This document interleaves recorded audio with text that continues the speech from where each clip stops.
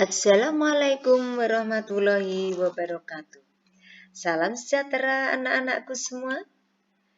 Kali ini kita kembali berjumpa dengan pembelajaran semester genap bab 5 kekongruenan dan kesebangunan. Pada pembahasan kali ini kita bahas 5.1 pengertian kekongruenan dan kesebangunan. Anak-anak, setelah kalian melihat video pembelajaran ini, kalian rangkum. Setelah dirangkum, dibaca ulang. Sehingga kalian bisa mengerjakan latihan yang ada di video melalui rangkuman yang sudah kalian tulis. Kumpulkan hasil rangkuman dan pekerjaan atau latihan yang sudah kalian kerjakan tepat waktu. Kerjakan sendiri, jangan menyontek. Saya yakin kalau kalian mau usaha, pasti bisa. Anak-anak, setelah kalian mempelajari materi ini, diharapkan peserta didik dapat menjelaskan pengertian kekongruenan dan kesebangunan dua bangun datar. Kalian bisa mempelajari materi ini pada buku paket halaman 199 sampai 216.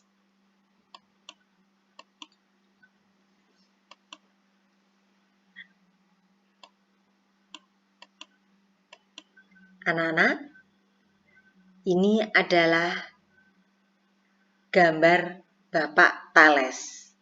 Siapakah Bapak Thales?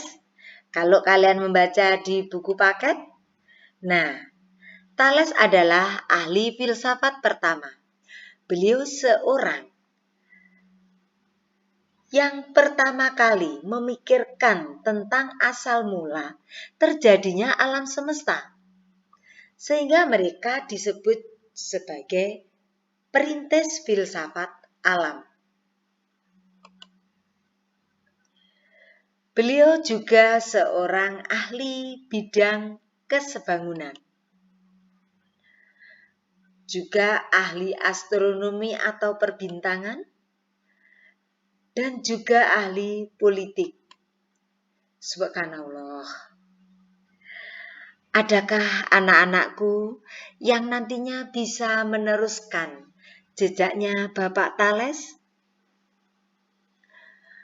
Itu adalah tugas kalian sebagai generasi muda untuk berkarya, berinovasi, sehingga bisa menciptakan sesuatu yang baru dan bermanfaat bagi orang lain. Bapak Thales menyatakan bahwa konsep kesebangunan segitiga yang dibentuk oleh tongkat dan bayangan sebangun dengan segitiga yang dibentuk oleh piramid dan bayangannya.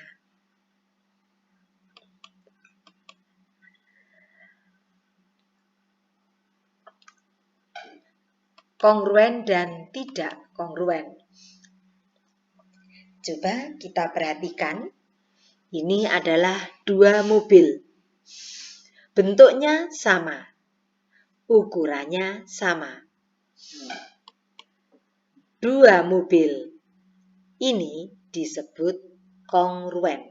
Jadi, gambar dua mobil ini kongruen. Kemudian perhatikan gambar mobil. Ukurannya tidak sama, bentuknya juga tidak sama. Dua mobil ini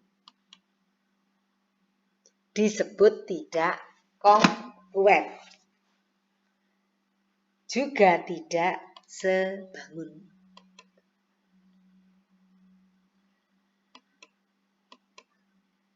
Sekarang coba kita perhatikan.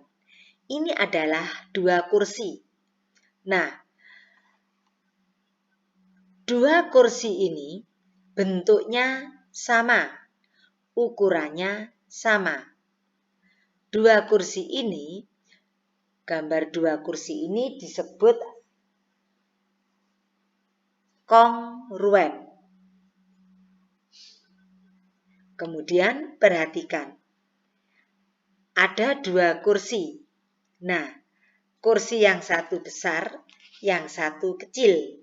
Bentuknya sama, ukurannya berbeda.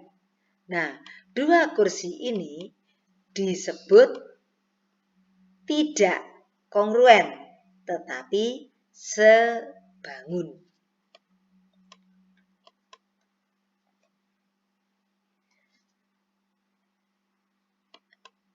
Sekarang kita lihat, ada dua gambar. Ukuran figurannya berukuran 30 x 40, berukuran 80 x 40.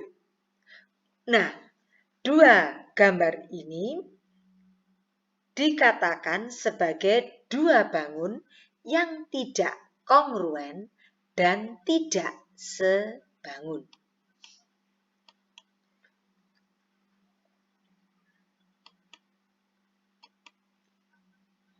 Sekarang kita lihat foto berukuran 30 x 40. Yang satunya adalah foto figuranya berukuran 60 x 80.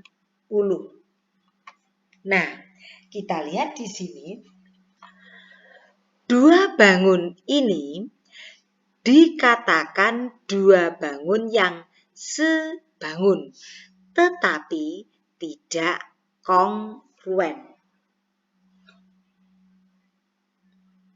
Panjang dan lebarnya 30-40, panjang dan lebarnya 60-80. 30 menjadi 60, 40 menjadi 80. Nah, dari sini ini adalah dua bangun yang sebangun.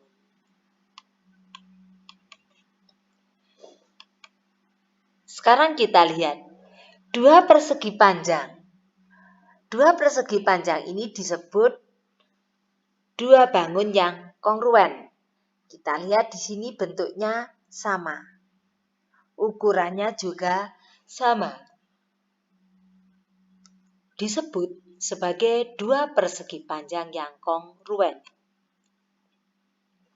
Perhatikan, berikutnya ini adalah gambar persegi. Dua persegi ini disebut dua persegi yang kongruen. Jadi bentuknya sama, ukurannya juga sama. Nah, dari gambar-gambar yang kita sajikan, kalian bisa menemukan apakah itu pengertian kongruen. Jadi, kekongruenan adalah keadaan dua bangun datar yang sama dan sebangun. Yang sama apanya? Bentuknya dan ukurannya sama. Kemudian, kesebangunan adalah bangun datar yang mempunyai bentuk yang sama. Artinya sudut-sudut dan sisi yang bersesuaian mempunyai perbandingan yang sama besar.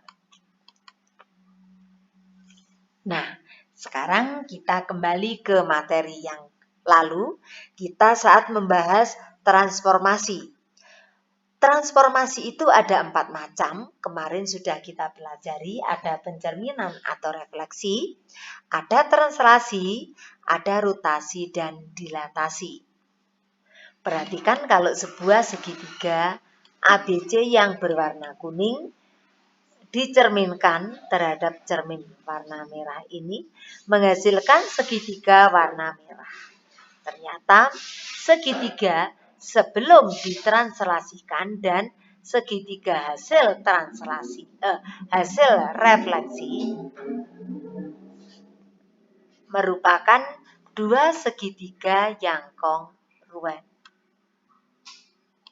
Kemudian kita lihat di sini ada segi 4. ABCD ditranslasi oleh 7 min 4 menghasilkan A aksen, B aksen, C aksen. Ternyata bangun asal dengan bayangannya merupakan dua bangun yang kongruen. Kemudian pada rotasi, nah yang warna kuning diputar sehingga terbentuk warna merah. Pada rotasi, bangun asal dan bayangannya adalah kongruen.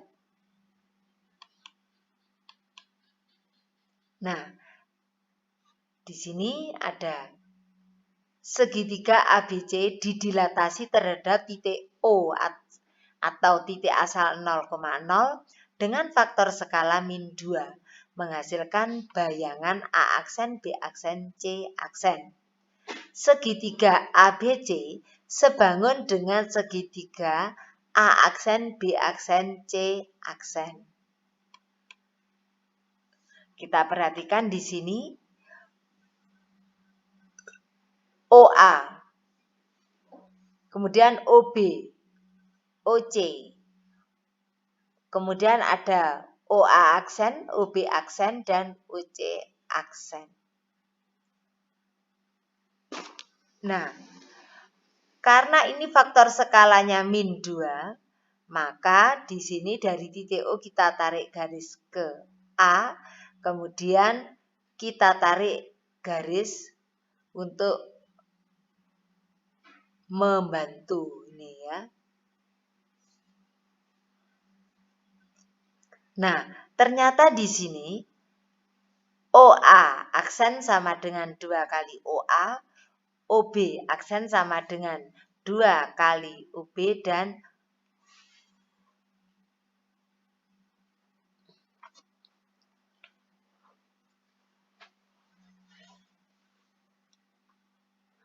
OC aksen sama dengan 2 min 2 kali OC. Jadi negatif ini berarti berlawanan dengan OA. Berarti OA aksen berlawanan arah dengan OA. Nah, ternyata di sini bangun asal dan bayangannya ini merupakan dua bangun yang sebangun tetapi tidak kongruen. Nah, anak-anak silakan dikerjakan pertanyaan tugas 1 ini di buku kalian masing-masing. Dikerjakan sendiri biar kalian bisa paham. Apabila belum paham, silakan diputar kembali video pembelajaran atau bisa bertanya lewat WA. Semoga tayangan video ini bermanfaat. Jika belum paham, putar kembali video pembelajaran atau bertanya lewat WA. Wabillahi taufik walhidayah, waridha walinayah. Wassalamualaikum warahmatullahi wabarakatuh.